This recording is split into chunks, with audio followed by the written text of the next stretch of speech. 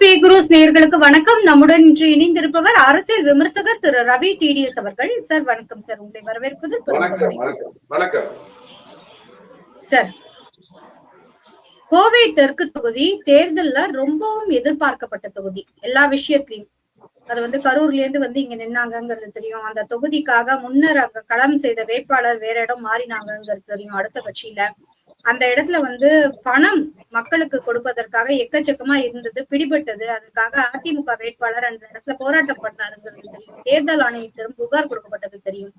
ஆனா அந்த வேட்பாளர் தனக்கான ஓட்டே பதிவிடல போல இருக்கே சார். அடிப்படையில திடீர்னு இப்ப நம்ம ரோட்ல ஒரு பெரிய குப்பை தொட்டி கொண்டு வந்து வச்சுட்டாங்கன்னா ஒரு 2 நாளைக்கு எல்லாரும் அந்த குப்பை தொட்டியை பார்ப்பாங்க.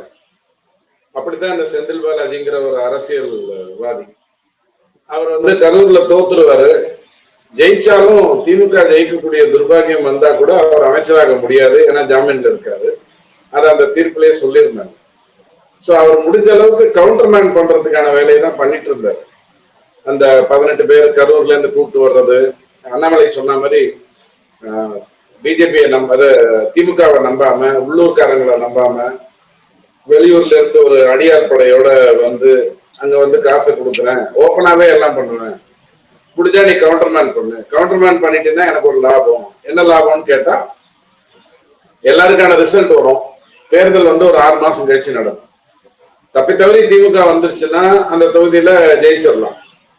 இல்ல அதிமுக ஆயிடுச்சு அப்படின்னா இடைத்தேர்தல் என்ன பண்ணணுங்கிறது செந்தில் பாலாஜிக்கு தெரியும். ஏன்னா ஒரு கேவலமான ஒரு அரசியல்வாதி, என்ன பண்ணணுங்கிறது தெரியும். இதுதான் அவருடைய கால்குலேஷனா இருந்தது.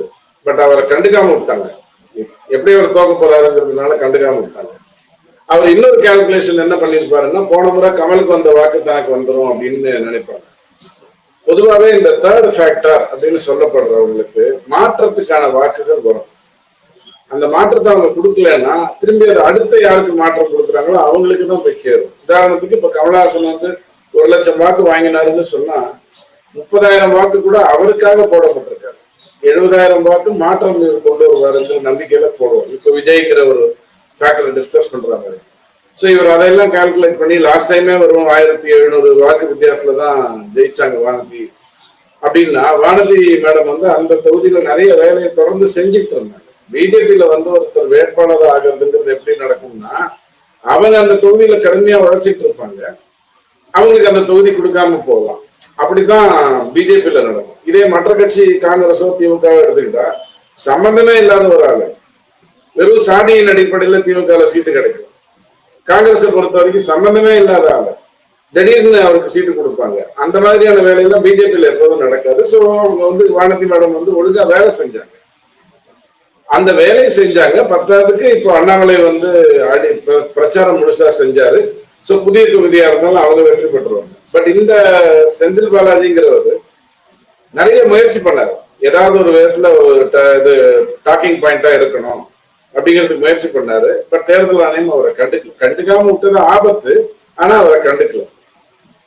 இதுதான் நீங்க பாத்தீங்கன்னா நடந்தது. அப்போ ஆட்டோமேட்டிக்கா அவருக்கு டென்ஷன் வரும். டென்ஷன் வந்ததுன்னா ஓட்டு போடுறதுக்கு போகாம இருக்கிறதுங்கிறது நடக்கும். இந்த டைம்ல கரூருக்கு வரவே வேண்டாம்னு சொல்லியிருப்பாங்க. கரூர் பக்கம் நீ வந்தீங்கன்னா வாக்கு போயிடும் அப்படின்னு சொல்லுவாங்க. இவர் அனாமத்தா போயிட்டு வர்றவர் இல்ல. போனாருன்னா ஒரு பெரிய ராஜப்படையெல்லாம் கூட்டிட்டு இவர் வந்துட்டாருங்கிற மாதிரி கிரியேட் பண்ணிட்டு தான் போவாரு. ஸோ போக்கஸ் செந்தில் பாலாஜி கரூர்ல ஓட்டு போடுறாருங்கிறது வரும். அது தேவையில்லைன்னு திமுக நினைச்சிருக்காங்க. ஸோ இவர் வாக்கு இவருக்கு போடுறதுக்கே வக்கு இல்லாம கோவைக்கு வர்றாரு. இவர் வாக்கு திமுகவுக்கு போடுறதுக்கு வக்கு இல்லாம வீட்டுல உட்கார்ந்துக்கிறாரு. இதுதான் ஆண்டவன் இருக்காங்கிறதுக்கான சமிஞ்சைகள் நான் சொல்லுவேன். அரசியல் மாயாஜால கணக்குகளை உடைத்து நொறுக்கிய மக்கள் அப்படின்னு நீங்க சொல்றீங்க இல்லையா? அந்த மாற்றத்துக்கான தேர்ட் ஃபேக்டர்னு சொல்லப்படுற தாவேகா விஜய் இன்று தனக்கு நன்றி உரையை கொடுத்திருக்காரு மக்களுக்கு சாறை சாறையாக வாக்களித்தமைக்கு அப்படிங்கிற ரீதியில. அதுல இந்த வார்த்தைகளை உபயோகப்படுத்துகிறார். அரசியல் மாயாஜால கணக்குகள் அப்படின்னு. என்ன மாயாஜால கணக்கு, அதுவும் அரசியல்? இல்ல, என்னுடைய தொடர்ந்து நான் ஒரு எஸ்ஐஆர் இஷ்யூ வந்த போது பீகார்ல இருந்து போன வாரம் வரைக்கும் நான் கொடுத்த எந்த பேட்டியும் பார்த்திருந்தா நான் உங்களுக்கு திரும்ப திரும்ப சொல்லியிருக்கேன். அதுக்கு முன்னாடி உங்க கேள்விக்கான பதில், தனக்கு ஒரு விஷயம் புரியாம இருக்கலாம், தன்னை சுத்தி இருக்கிறவங்களும் தனக்கு அந்த விஷயத்த புரியாம வச்சிருக்காங்க. அதனாலதான் இந்த வாக்கு எல்லாம் விஜயனால வந்தது, விஜய்க்காக வந்தது அப்படின்னு நினைக்கிறாங்க. நான் முதல்ல இருந்தே சொன்னேன், எஸ்ஐஆருங்கிறது வந்து சரியா நடக்கல. எஸ்ஐஆர்ல என்ன பண்ணாங்க, 12% வாக்கு நீக்கினாங்க. எதுல இருந்து நீக்கினாங்க? 100 வாக்குகள் இருந்தது, அதுல 30 வாக்குகள் போடப்படல, 70 வாக்குகள் போடப்பட்டது. இந்த 30ல இருந்து தான் அவங்க அந்த 12 நீக்கினாங்க அல்லது 11 நீக்கினாங்க. இந்த 70ல கையே வைக்கல. கள்ள ஓட்டு போடுறது எதுல வந்திருக்கும்? 70ல வந்திருக்குமா 30ல வந்திருக்கும்? கள்ள ஓட்டு எல்லாம் 70ல தானே வந்திருக்கும். ஓட்டு போட்டாங்கிறது தானே போன வாட்டி கணக்கு. 70% தானே ஓட்டு போட்டிருக்காங்க. அப்போ ஓட்டு போட்டதுல இருக்கிற கள்ள ஓட்டுக்கு ஒன்றும் கை வைக்கவே இல்லை. ஓட்டு போட முடியாத 4 முறை செத்து போயிட்டார், அல்லது இறந்தும் நீக்கப்படாத, அல்லது புலம்பெயர்ந்த, அல்லது 4 இடத்துல வாக்கு இல்லை, அல்லது 2 இடத்துல வாக்கு இல்லை, அவங்க தான் நீக்கிருக்கீங்க. அப்ப 100 என்ன ஆகுது? 90 ஆகுது. 100 90 ஆச்சுன்னா 70 என்ன ஆகும்? 80 ஆகும், 84 ஆகும். அதுதான் நடந்திருக்கு. பீகார்லயும் அப்படித்தான் நடந்தது. 65 லட்சம் வாக்காளர்களை முதல்ல நீக்கினாங்க, அப்புறம் 15 லட்சம் இன்னும் சேர்த்துட்டாங்க. இத்தனைக்கும் அது 7.5 கோடியில 65 லட்சம், அதுக்கே அவ்வளவு குதின்னு குதிச்சாங்க. இங்க 6 கோடிக்கு 95 லட்சத்தை நீக்கினாங்க, அப்புறம் 15 லட்சம் சேர்த்தாங்க. ஆனா யாரும் குதிக்கவே இல்லை. ஐயோ இவ்வளவு வாக்கு போயிடுச்சுன்னு யாரும் குதிக்கவே இல்லை. ஏன்னா அது செத்தவன் வாக்கு, இல்லாதவன் வாக்கு, கணக்கிலே இல்லாத ஒரு விஷயம். சோ 85%ங்கிறது வெறும் அரித்மெட்டிக்ஸ். அதே ராமசாமி, குப்புசாமி, ஜேம்ஸ், இஸ்மாயில் தான் ஓட்டு போட்டாங்க. 100 90 ஆனதுனால 70 84 ஆயிடுச்சு, அல்லது 73 84 ஆயிடுச்சு. இவ்வளவுதான். இதுல விஜய்க்கு வேலையே இல்லை. நம்பர் 1. 2வது, உங்களுக்கு ஒரு தகவல் கொடுத்திருப்பாங்க நேத்தில இருந்து. போன முறைக்கும் இந்த முறைக்கும் 24 லட்சம் வாக்குகள் அதிகமாயிருக்கு.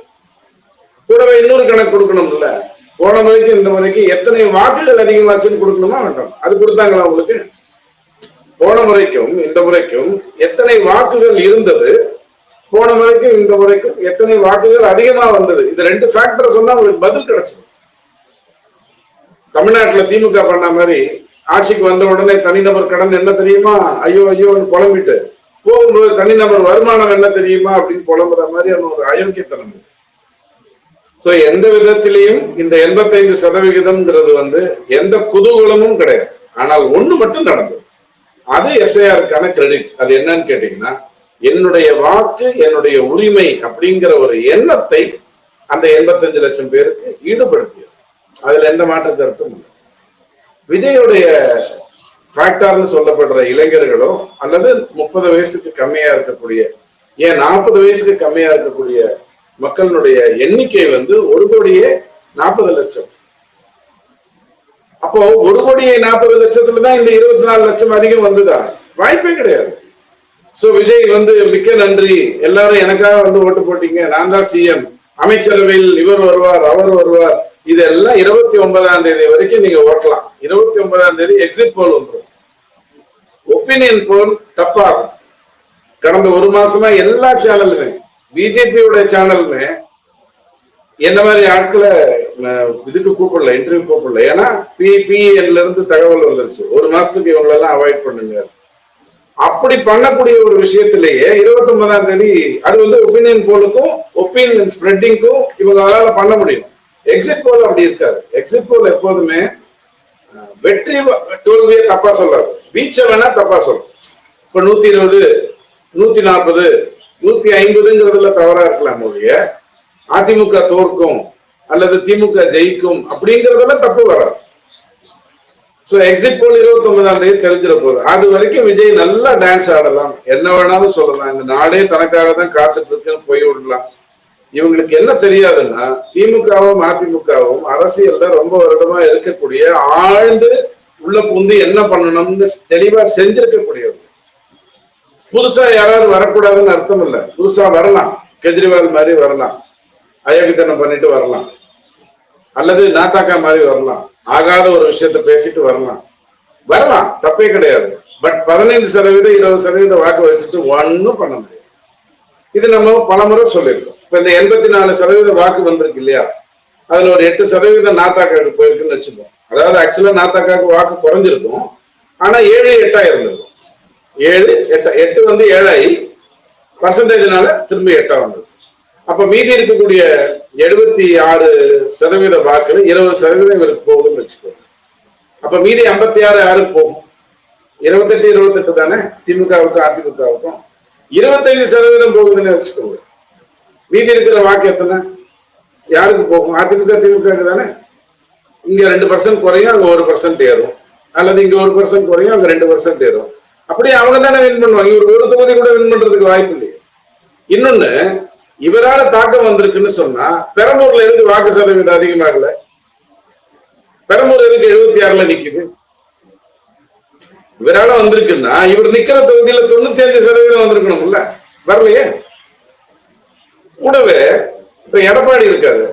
எடப்பாடி இருக்கிற தொகுதியில தாவேக்காக்கு வந்து வேலை இல்லை, அவங்க வாபஸ் வாங்கிட்டாரு, ஓடி போயிட்டாரு.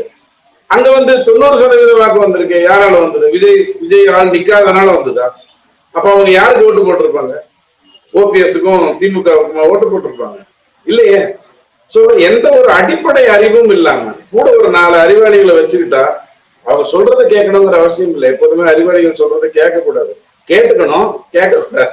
அப்போ கூட வச்சுட்டு இருந்தா ஏதாவது நல்ல கருத்துக்களை எடுத்து சொல்லுவாங்க. ஒரு மண்ணும் இல்லை, இருக்கிறதெல்லாம் ஒரு 4 பெரிய அரிஷ்டங்க. அவர் இப்படித்தான் வளருவார். சார், மே 4 வரை காத்திருந்தார் கழகங்களுக்கு என்ன கிடைக்கும்? 29ஆம் தேதி அன்னைக்கே கிடைச்சிடும் வாழைக்காய், 4ஆம் தேதி வாழைப்பழம் கிடைக்கும். அவ்வளவுதான் வித்தியாசம். எக்ஸிட் போல்லே உங்களுக்கு தெரிஞ்சிடும் என்ன நடக்க போகுதுங்கிறது தெரிஞ்சிடும். அடிப்படையில 130 சீட்டுக்கு மேல அதிமுக கூட்டணி வெற்றி பெற போகுதுங்கிறதுல மாற்று கருத்து இல்லை. அதே மாதிரி 100 தொகுதியில 5000க்கு கம்மியா வாக்கு இருக்கும் அப்படின்லாம் சொல்றாங்க. சத்தியமா வாய்ப்பு இல்லை. எழுதி வச்சுக்கோங்க. 35-40 தொகுதியில 5000க்கு கம்மியா வாக்கு இருந்தாலே அது பெரிய விஷயம். தமிழ்நாட்டினுடைய சரித்திரத்துல அப்படித்தான் நடந்திருக்கு. அந்த 35ம் ஒரே தொகுதிகள் கிடையாது, வெவ்வேறு தொகுதிகள். அப்போ 35 தொகுதியில 5000க்கு கம்மியா வாக்கு வித்தியாசம் வரும். 200 தொகுதியில அப்படி இருக்காது. 200 தொகுதியில 15,000ல இருந்து 20,000ல இருந்து அதிக வித்தியாசம் தான் இருக்கும். அதுல எந்த மாற்று கருத்தும் கிடையாது. தமிழ்நாடு பொறுத்த வரைக்கும் இவர் வந்து 20% வாங்குவாரு. அது ஒரு 8, 85ல இருந்து 28 கழிச்சுட்டா 57. 57ங்கிறது 26 அல்லது 28 நான் சொல்லிட்டேன் இல்லையா. இது கரெக்டா 28 நிக்காது. இப்ப பொள்ளாச்சி எல்லாம் எடுத்துக்கிட்டீங்கன்னா அதிமுக கோட்டை, அங்க திமுக ஓட்டு இருக்காது. ஆனா தாவேக்கா 35% வாங்குவாங்க, 30% கூட வாங்குவாங்க. ஆனாலும் அதிமுக 40 வாங்கிட்டு ஜெயிச்சிடும். அந்த மாதிரி சென்னை எடுத்துக்கிட்டீங்க, சென்னையில வேணா ஒரு தாக்கம் வரும்னு சொல்றாங்க. பட் சென்னை திமுகவுடைய கோட்டை. அங்க அவருக்கு 35% தாவேக்காக்கு வாக்கு வந்தாலும் 41% வாங்கி திமுக ஜெயிச்சுட்டு போயிடும். எனக்கு என்னன்னா, திமுக 60க்கும் கம்மியான தொகுதியில, ஏன்னா திமுக தோத்துச்சுன்னா 4 தொகுதி 20 தொகுதின்னு தான் தோக்கும்.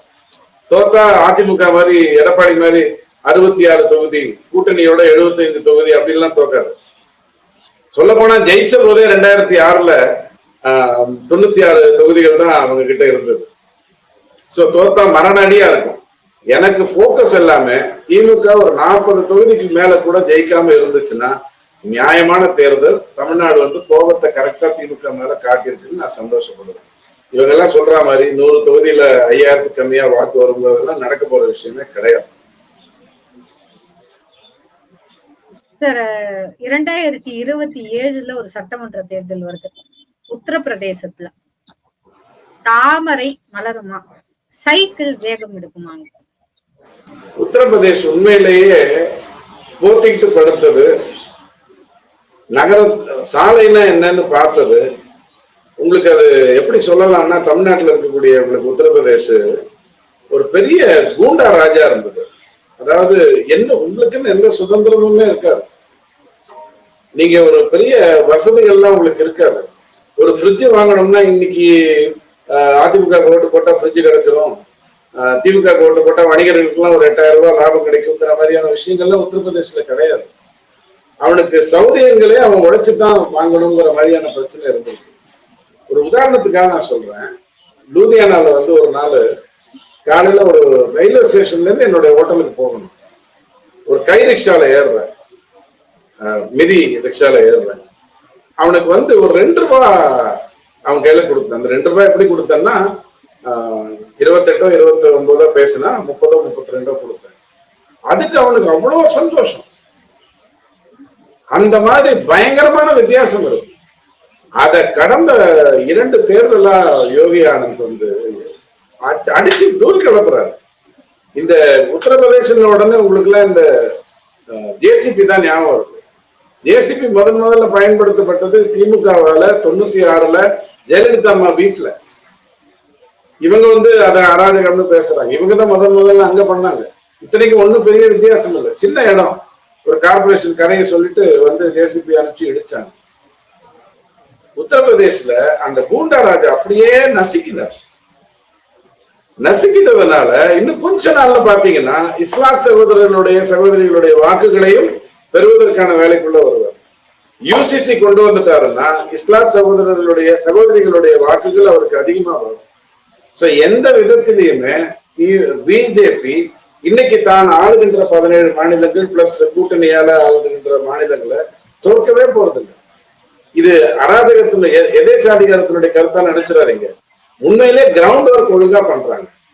அதனால உத்தரப்பிரதேஷ் ரொம்ப பிரம்மாண்டமா இருக்கும். நமக்கு இப்ப கவலை எல்லாம் திமுகவையும் தமிழ்நாட்டையும் வெஸ்ட் பெங்காலையும் முதல்ல திருத்தினா ஜார்க்கண்டையோ பஞ்சாபையோ கேரளத்தையோ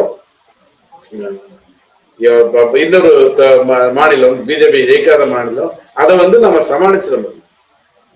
அமிர்த்காலை நோக்கி போக முடியும். சோ தமிழ்நாட்டுல என்ன நடக்க போகுது, ஆட்சி மாற்றம் கண்டிப்பா வரப்போகுது. அது எவ்வளவு கம்ஃபர்டபுளா வரப்போகுது அப்படிங்கிறது தான் ரொம்ப முக்கியம். தாவேகா சொல்ற மாதிரி 2வது இடத்துல அவங்க நிறைய இதுல 2வது இடத்துக்கு வருவாங்கிறது வந்து ஒரு கருத்தை வச்சு சொல்றாங்க. 2014 என்ன ஆச்சுன்னா திமுக வந்து சின்ன கூட்டணி, காங்கிரஸ் தனியா நிக்குது. அங்க நிறைய இடத்துல திமுக வந்து 3வது இடத்துக்கு வந்தது. அதை வச்சுக்கிட்டு விஜயோடைய வாக்கு ஃபேக்டர் வந்ததுன்னா அவங்க வருவாங்கன்னு சொல்றாங்க. முதல் இல்லை அப்படின்னு உடனே மேட்டர் முடிஞ்சிருச்சு. 2வது 3வது தான் இருந்து பிரயோஜனம் இல்லைங்கிறத தான் உணர்த்தப்படும்.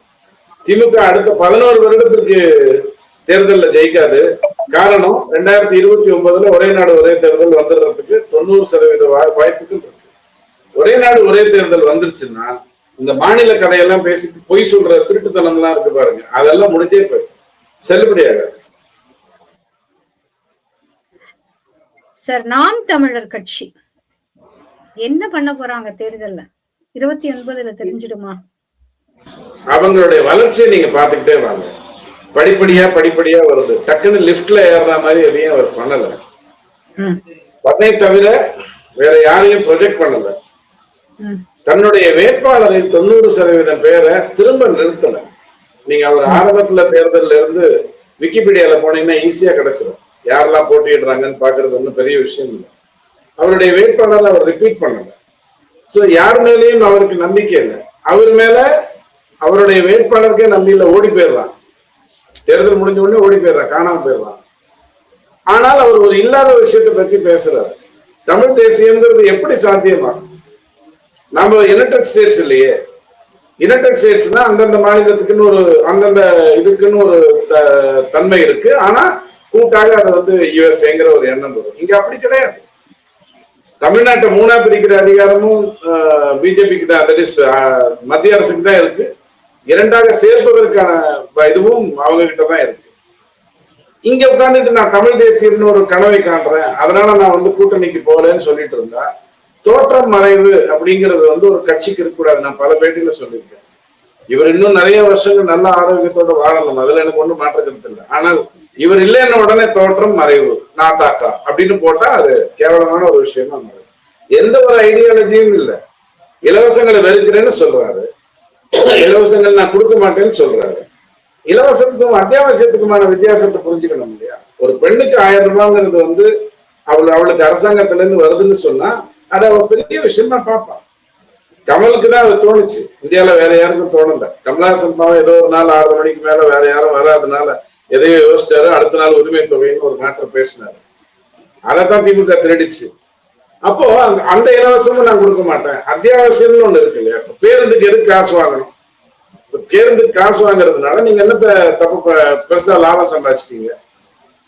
பஞ்சாப்லையும் டெல்லியிலையும் கொண்டு வந்ததுக்கு அப்புறம் தான் திமுக வந்து இந்த பெண்களுக்கான இலவசம்னு கொண்டு வந்தது. உடனே ஒரு ஆண்களுக்கும் இலவசம்ங்கிறார். சின்ன சின்ன விஷயங்களில் அவங்களும் அதே வரி தானே கட்டுறாங்க. குப்பாத்தாலும் குப்பம்மாலும் பிபியும் இவங்க சுஷீலாவும் நீங்க தேங்காய் எண்ணெய்க்கு என்ன வாங்குவீங்களோ அதே வரி தான் அவங்களும் கட்டுறாங்க.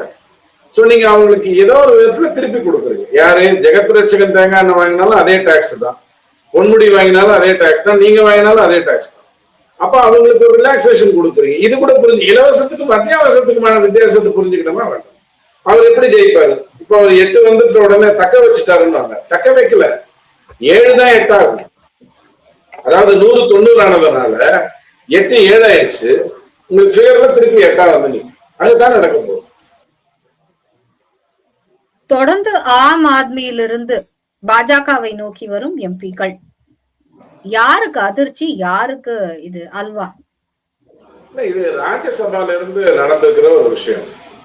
ஒரு இடத்துக்கு மேல ரியாலிட்டியை பாக்குறாங்க. இப்ப நான் டெல்லி போன வாரம் போயிருந்தேன், 15-16 அங்க இருந்தேன். அங்க அந்த ஆட்டோக்காரங்களுக்கு எல்லாம் நம்பிக்கை இருக்கு, திரும்ப கெஜ்ரிவால் வந்துருவாரு அப்படிங்கிற மாதிரி நம்பிக்கை இருக்கு. பட் ஆனா வெகுஜனத்துக்கு அந்த மாதிரியான நம்பிக்கை இல்லை. ஏன்னா இலவசங்களை மட்டுமே கொடுத்து ஒரு ஆட்சியை கைப்பற்ற முடியும்னு அவர் நினைச்சாரு. பட் டெல்லி மாதிரியான ஒரு இடத்துல மத்திய அரசினுடைய பணம் எது நியாயமா வரணுமோ அது வந்தாகணும், அதை கேட்டு பெறணும். இது எதுவும் அவர் காலத்துல நடக்கல.